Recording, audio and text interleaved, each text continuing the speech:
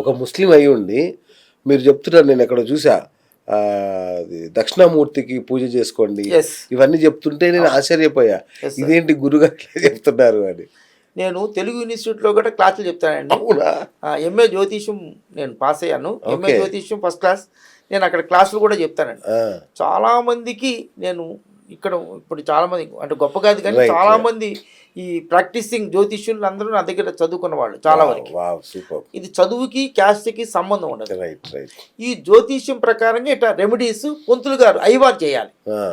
ఈ numerology graphology మనం చేయాలి. మనము కనుక న్యూమరాలజిస్ట్ ప్రకారంగా అంటే న్యూమరాలజీ కూడా జ్యోతిష్యం చూసుకోవాలి. జ్యోతిష్యంలో ఉన్న గ్రహాల యొక్క ప్రభావం చాలామంది న్యూమరాలజిస్ట్కి జ్యోతిష్యం రాదండి. రాదు. ఎగ్జాక్ట్లీ.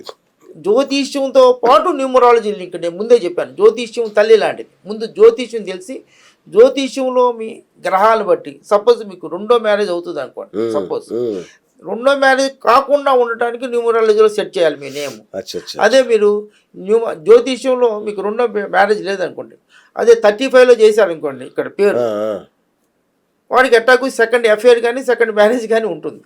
న్యూమరాలజీలో ఏదో ఈజీగా ఏదో పెట్టేస్తారు, అంత ఈజీ కాదండి. అంటే మీరే అందరిని చెడగొట్టారు సార్. అంత మంచి పుస్తకం రాసేవాకు ఎవరి జ్యోతిష్యం కూడా అవసరం లేకుండా టకాటకా న్యూమరాలజీ చెప్పేస్తున్నారు. దాన్ని అన్ని క్లియర్గా ఏ అక్షరం ఏ పేరు పెడితే ఎలా ఉంటుందో డెఫినేషన్లు ఇచ్చారండి. మీకు ఎక్కడ ఇవ్వరండి డెఫినేషన్. ఎందుకంటే ఆ డెఫినేషన్ అదే అస్సలు సారం అండి. ఆ సారం తెలుసుకో బయటికి ఇప్పరండి, గుట్టు ఇప్పరు.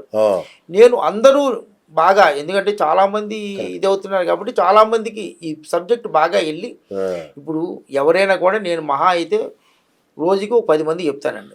సంవత్సరం నెలకి 3,000 మంది. ఇంతమంది జనాభాలో ఇది మనం చెప్పలేదు సార్. ఈ సబ్జెక్ట్ చాలా వెరీ ఈజీగాను మంచి మంచి జీవితంలో బాగా పైకి వస్తుందిగా అని నేను రాశానండి. వీటిల్లో బాగా ఎక్స్పీరియన్స్ ఉన్న వాళ్ళ దగ్గర కొంచెం ప్రాక్టీస్ నేర్చుకొని వాళ్ళు ప్రాక్టీస్ చేస్తే బాగుంటుంది. నేను చాలామందికి క్లాసులు చెప్పానండి.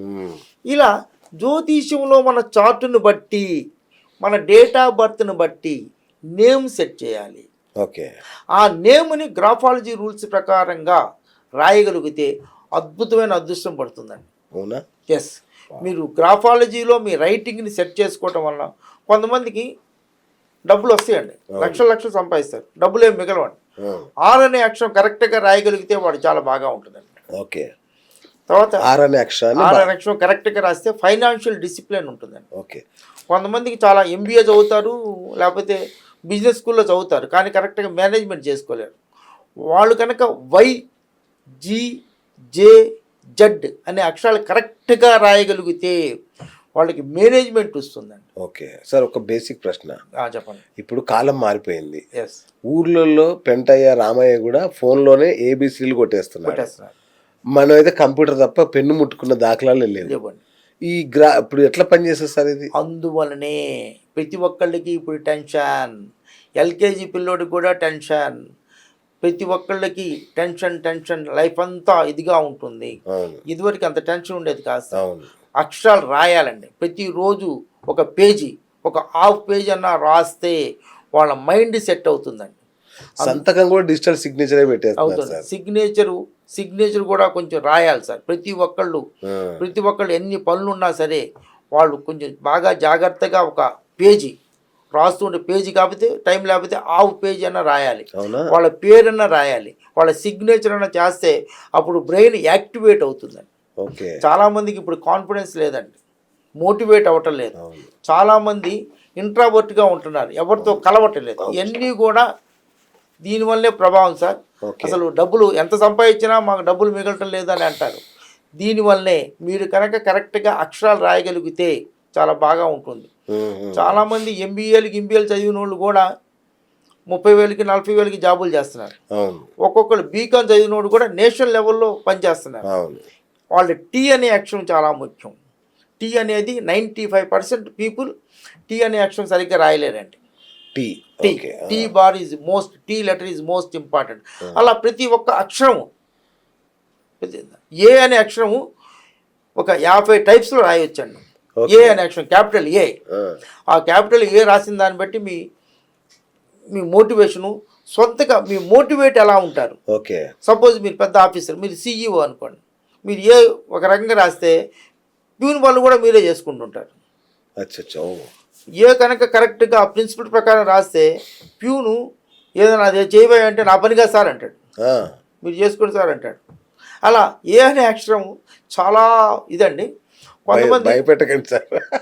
భయపడటం కాదండి, ఇది నేర్చుకోవాలి సార్ ప్రతి ఒక్కళ్ళు.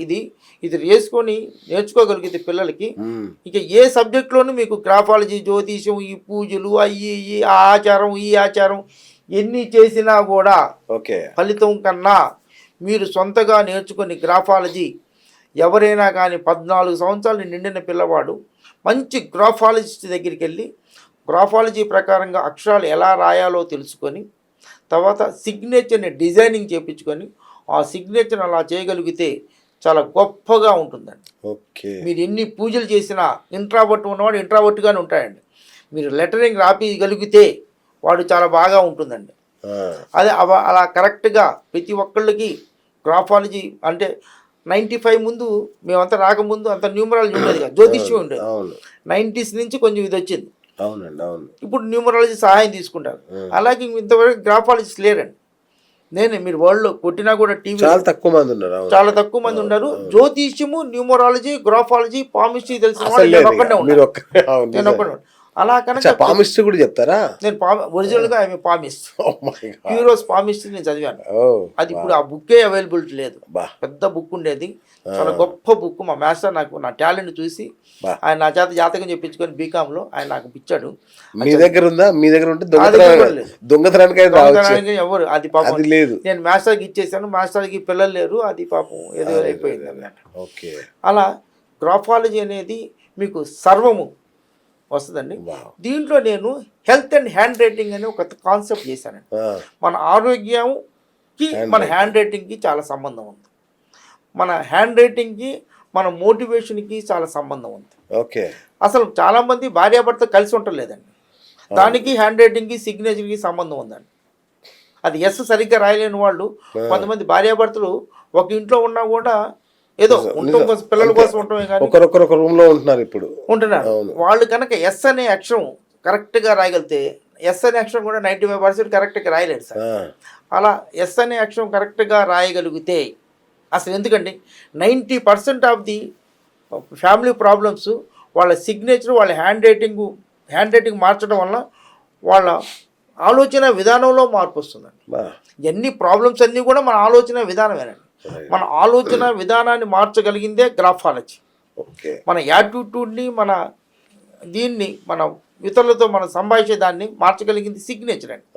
ఇవి కనుక చాలామంది నా రిక్వెస్ట్ ఏంటంటే కోర్టు కేసులకు వెళ్ళే కన్నా, గొడవలు పడే కన్నా ఒక్కసారి మంచి జ్యోతిష్యము, న్యూమరాలజీ, గ్రాఫాలజిస్ట్ కలిసి మీ జాతకంలో ఏంటి ప్రాబ్లమ్స్, ఇప్పుడు సెకండ్ మ్యారేజ్ ఉందనుకోండి, జాతకంలో సెకండ్ మ్యారేజ్ ఉందనుకోండి, ఎవ్వరూ తప్పించలేరు.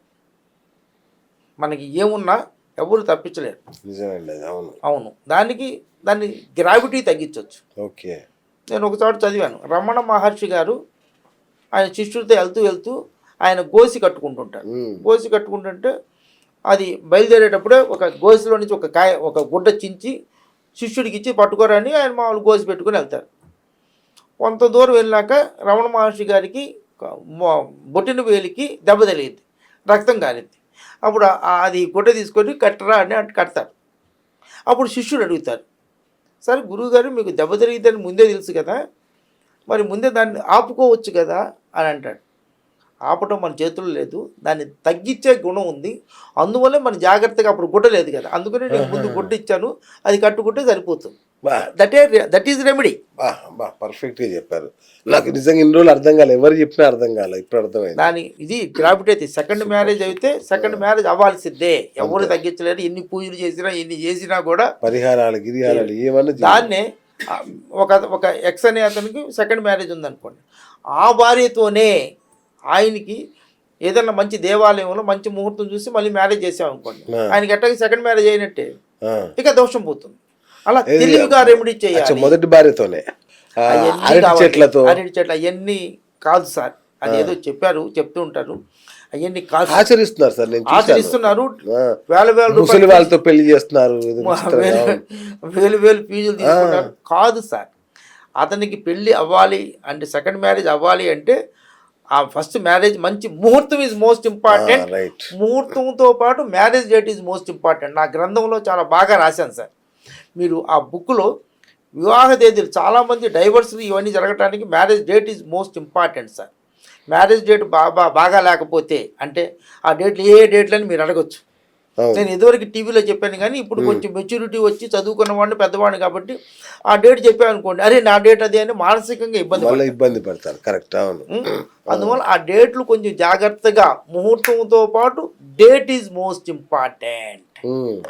అలా చేసుకుంటే దాని ప్రాబ్లమ్స్ చాలా వరకు తగ్గుతాయి.